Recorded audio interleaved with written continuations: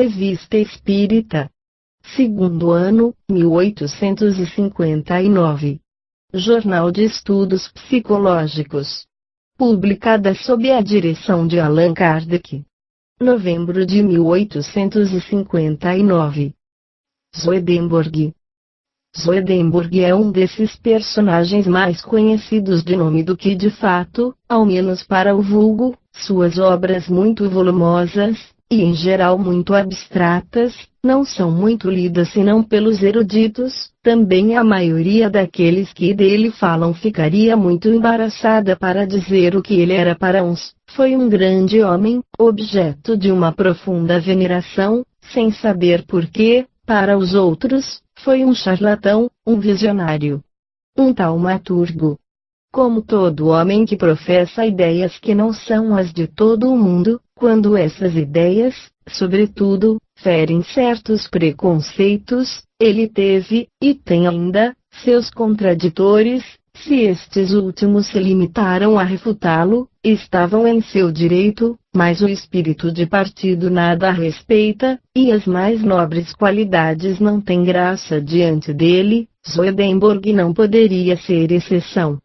Sua doutrina, sem dúvida, deixa muito a desejar. Ele mesmo, hoje, está longe de aprová-la em todos os pontos. Mas, por refutável que seja, não permanecerá menos como um dos homens mais eminentes de seu século. Os documentos seguintes foram tirados de interessante notícia comunicada pela Sra. P. à Sociedade Parisiense de Estudos Espíritas. Emanuel Swedenborg nasceu em Estocolmo, em 1688, e morreu em Londres, em 1772, com a idade de 84 anos. Seu pai, Joiter Swedenborg, bispo de Escava, era notável por seu mérito e por seu saber, mas seu filho suplantou-o de muito. Ele sobrepuja em todas as ciências, e sobretudo na teologia, na mecânica, na física e na metalurgia. Sua prudência, sua sabedoria, sua modéstia e sua simplicidade valeram-lhe a alta reputação da qual goza ainda hoje. Os reis o chamaram em seus conselhos.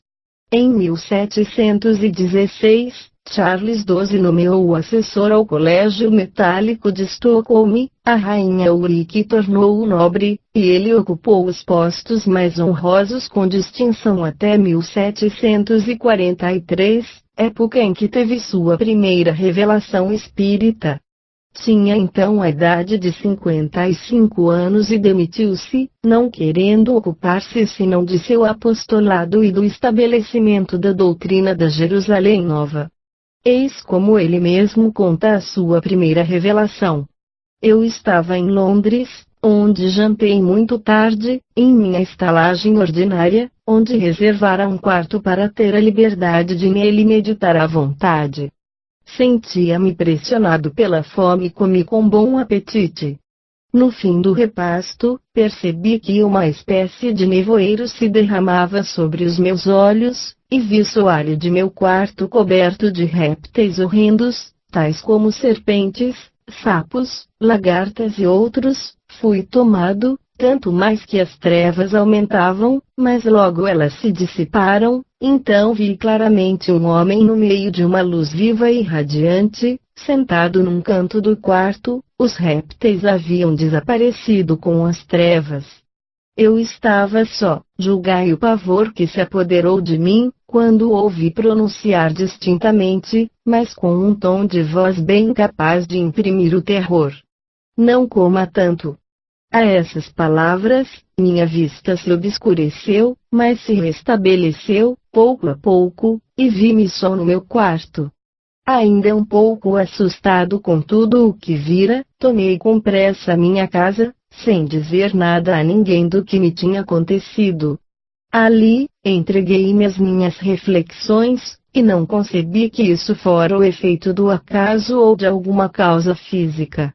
Na noite seguinte, o mesmo homem, radiante de luz, se apresentou ainda diante de mim e me disse: Eu sou Deus, o Senhor, Criador e Redentor. Eu te escolhi para explicar aos homens o sentido interior e espiritual da Escritura Santa. Eu te ditarei o que deves escrever. Dessa vez, não fiquei muito assustado, e a luz, embora viva e resplandecente, da qual estava cercado, não produziu nenhuma impressão dolorosa sobre os meus olhos. Ele estava vestido de púrpura, e a visão durou um bom quarto de hora.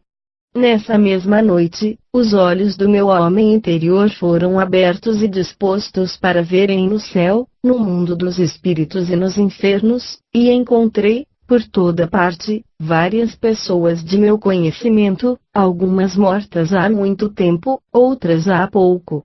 Desde esse dia, renunciei a todas as ocupações mundanas para não trabalhar senão nas coisas espirituais, para me conformar à ordem que para isso recebera.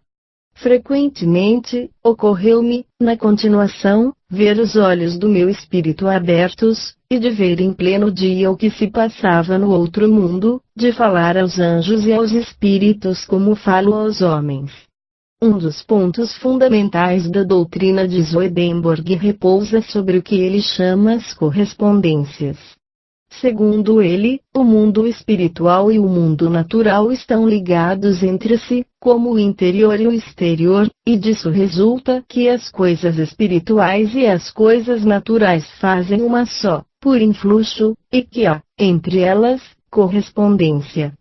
Eis o princípio, mas o que se deve entender por essa correspondência e esse influxo, é o difícil de compreender.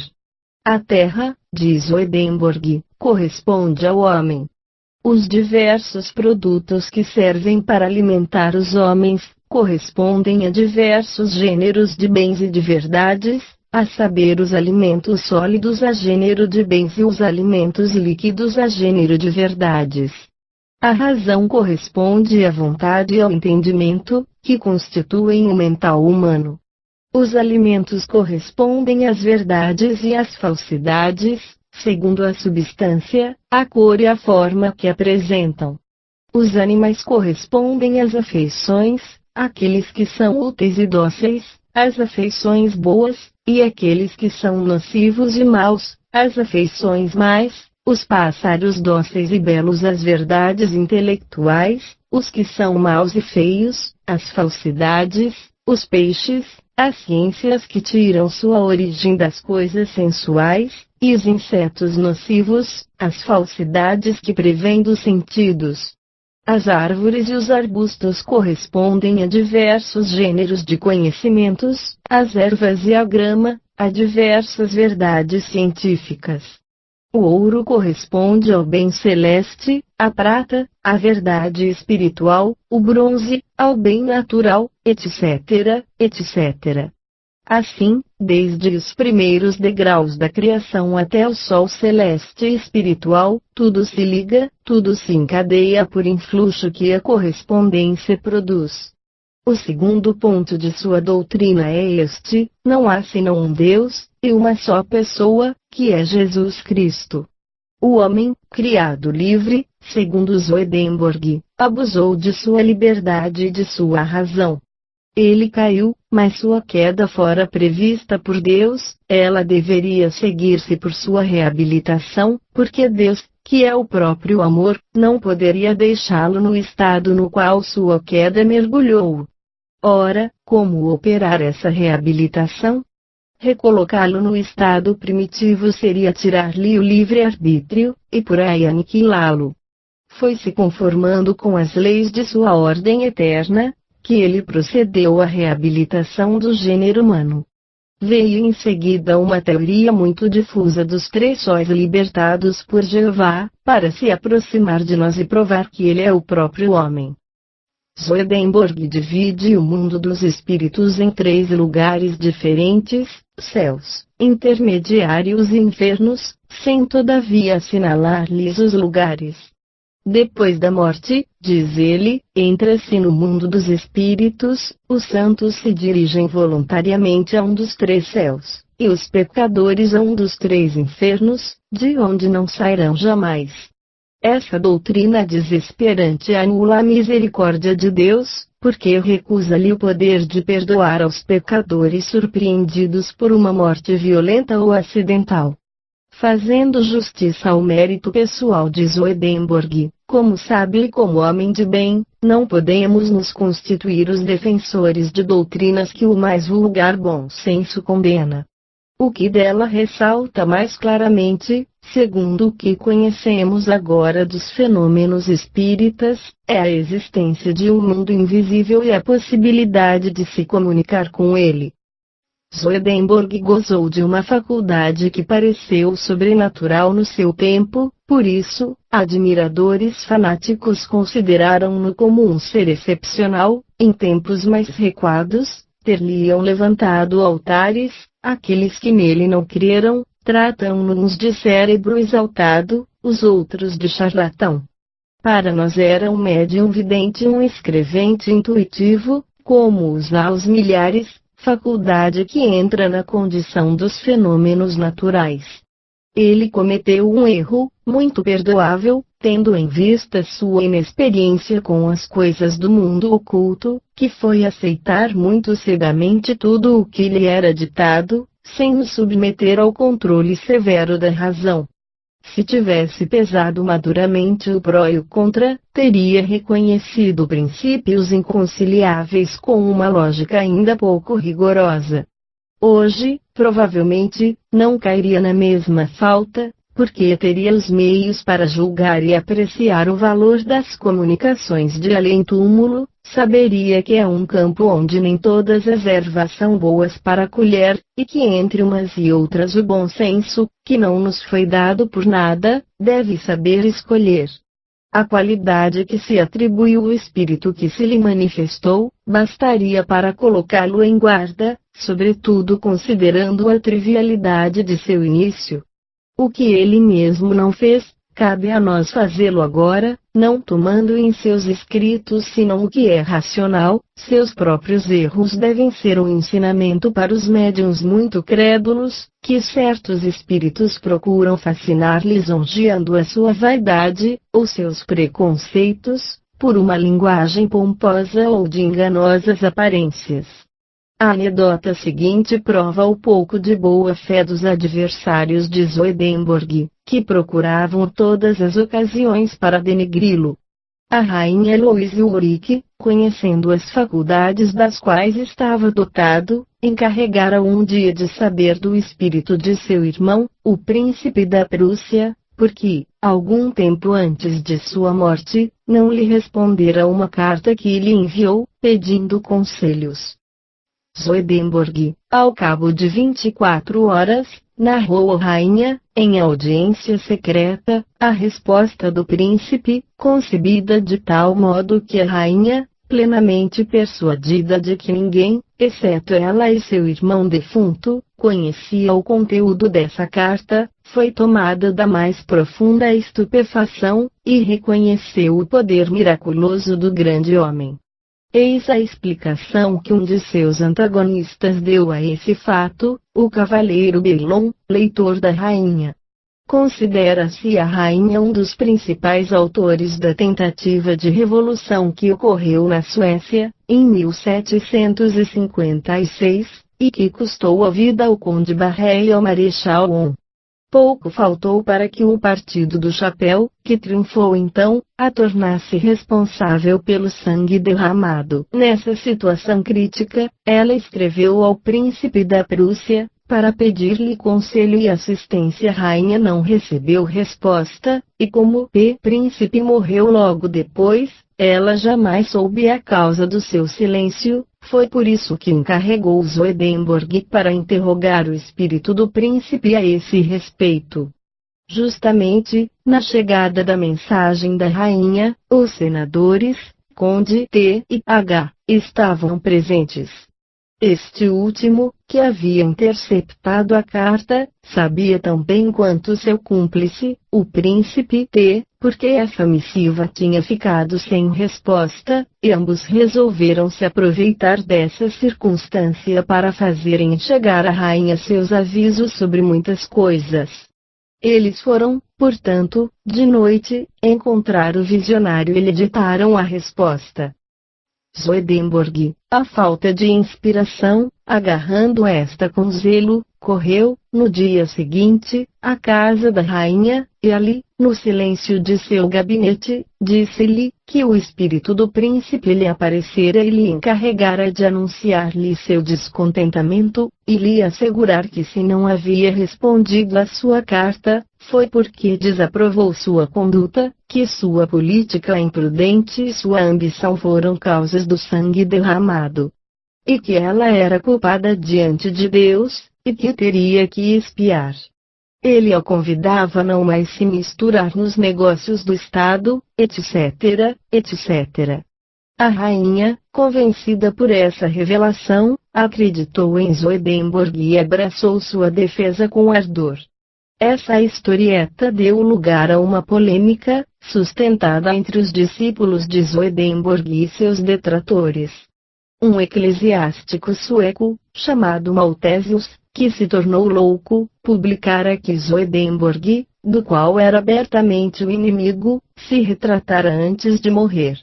Tendo o boato se espalhado na Holanda, pelo outono de 1785, Robert Endemark fez uma enquete a esse respeito, e demonstrou toda a falsidade da calúnia inventada por Maltesius. A história da vida de Swedenborg prova que a visão espiritual, da qual estava dotado, em nada prejudicou, nele, o exercício de suas faculdades naturais. Seu elogio, pronunciado depois de sua morte, diante da Academia de Ciências de Estocolmo, pelo acadêmico Landel, mostra o quanto foi vasta a sua erudição, e se vê, pelos discursos pronunciados à Dieta de 1761, a parte que ele tomava na direção dos negócios públicos no país. A doutrina de Swedenborg fez numerosos prosélitos em Londres, na Holanda, e mesmo em Paris, onde deu nascimento à sociedade da qual falamos em nosso número do mês de outubro, a dos martinistas, dos teósofos, etc. Se ela não foi aceita por todos, em todas as suas consequências, teve sempre por resultado propagar a crença na possibilidade de se comunicar com os seres de além-túmulo, crença muito antiga, como se sabe, mas até esse dia escondida do público pelas práticas misteriosas da qual estava cercada. O mérito incontestável de Swedenborg, seu profundo saber, sua alta reputação de sabedoria, foram de um grande peso na propagação dessas ideias, que hoje se popularizam mais e mais, por isso mesmo crescem abertamente, e que longe de procurarem a sombra do mistério, elas apelam à razão. Apesar de seus erros de sistema, Swedenborg não é menos uma dessas grandes figuras, cuja lembrança ficará ligada à história do Espiritismo, do qual foi um dos primeiros e dos zelosos promotores. Sociedade, 23 de setembro de 1859. Comunicação de Swedenborg na sessão de 16 de setembro. Meus bons amigos e crentes fiéis, desejei vir para vos encorajar no caminho que seguis com tanta coragem, relativamente à questão espírita. Vosso zelo é apreciado do nosso mundo dos espíritos, prossegui, mas não vos dissimuleis que obstáculos vos entravarão ainda algum tempo, os detratores não vos faltarão, mais do que não me faltaram. Eu preguei o espiritismo há um século, e tive inimigos de todos os gêneros, tive também adeptos fervorosos, isso sustentou a minha coragem. Minha moral espírita, e minha doutrina, não deixam de ter grandes erros, que hoje reconheço. Assim, as penas não são eternas, eu o vejo, Deus é muito justo e muito bom para punir eternamente a criatura que não tem bastante força para resistir às suas paixões. É o que digo igualmente do mundo dos anjos, que se prega nos templos, não era senão uma ilusão de meus sentidos, eu acreditei vê-lo, estava de boa fé e o disse, mas eu me enganei. Vós, num melhor caminho, porque estáis mais esclarecidos do que se estava em minha época. Continuai, mas sede prudentes para que os vossos inimigos não tenham armas muito fortes. Vedes o terreno que ganhais cada dia, coragem, pois, porque o futuro vos está assegurado. O que vos dá a força, é que falais em nome da razão. Tendes perguntas a me dirigir? Eu vos responderei. Swedenborg. 1. Foi em Londres, em 1745, que tivestes a primeira revelação, vós a desejastes. Já vos ocupáveis de questões teológicas? Resposta: delas me ocupava, mas nunca desejei essa revelação, ela veio espontaneamente. 2. Qual era esse espírito que vos apareceu, e que vos disse ser Deus, ele mesmo? Era realmente Deus? Resposta: não, eu acreditei naquilo que me disse, porque vi nele um ser sobre-humano, e com isso estava lisonjeado. 3. Por que tomou o nome de Deus? Resposta: para ser melhor obedecido.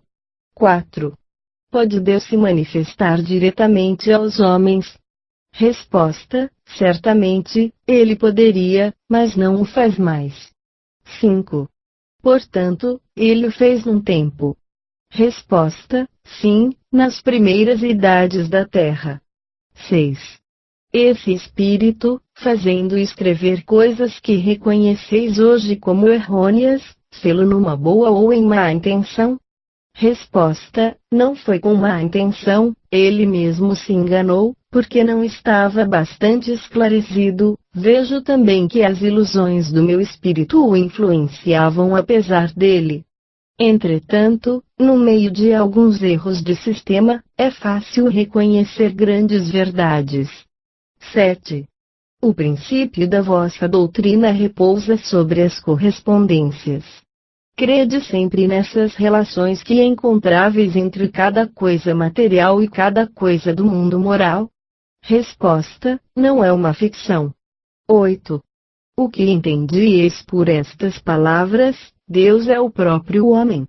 Resposta: Deus não é o homem, mas o homem que é uma imagem de Deus. 9. Quereis, eu vos peço, desenvolver vosso pensamento?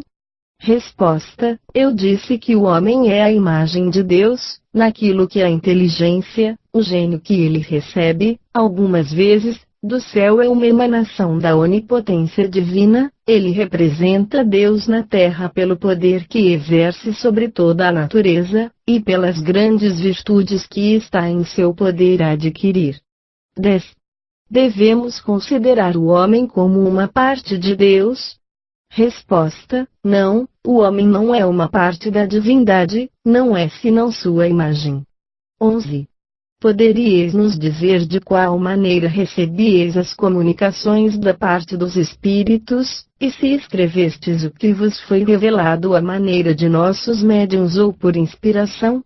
Resposta: quando eu estava no silêncio e no recolhimento, meu espírito estava como arrebatado, em êxtase, e via claramente uma imagem diante de mim que me falava e me ditava o que deveria escrever. Minha imaginação, algumas vezes, também nisso se misturou. 12. Que devemos pensar do fato narrado pelo cavaleiro Belon, a respeito da revelação que fizestes à rainha Heloísa Ulrich? Resposta: essa revelação é verdadeira. Belon a desnaturou. 13. Qual é a vossa opinião sobre a doutrina espírita, tal como ela é hoje? Resposta: eu vos disse que estáis num caminho mais seguro do que o meu, tendo em vista que vossas luzes, em geral, são mais desenvolvidas. Eu tinha que lutar contra mais ignorância e, sobretudo, contra a superstição.